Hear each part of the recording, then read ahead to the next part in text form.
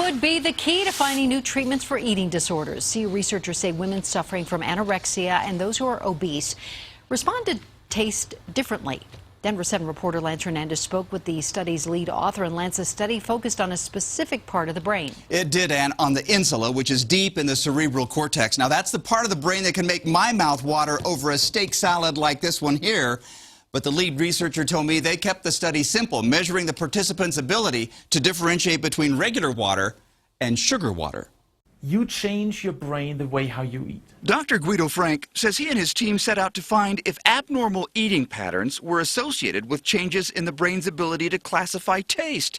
They asked more than 100 women to go into a brain scanner and then had them taste sugar water and plain water. This shows a woman with anorexia nervosa who has a low classification. Both anorexic and obese patients had difficulty classifying the two. Frank says they believe in anorexia nervosa, the brain is overly sensitive to any type of taste stimuli, and in obesity, it's undersensitive. I think what this really shows is that someone with an eating disorder, they could be born with this. It's not something that is their fault or that they do for a vanity reason. Melissa Preston, a licensed counselor and registered dietitian with the Eating Disorder Foundation, says the research may have far-reaching implications, especially for those dealing with anorexia.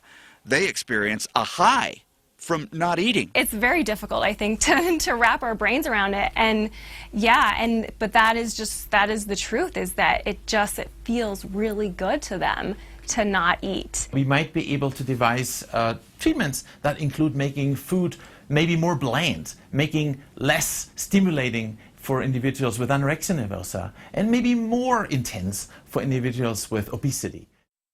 Dr. Frank told me he'd like to expand his study to determine what other parts of the brain are involved in this circuitry and to include individuals across all eating disorders, including binge eating. Ann?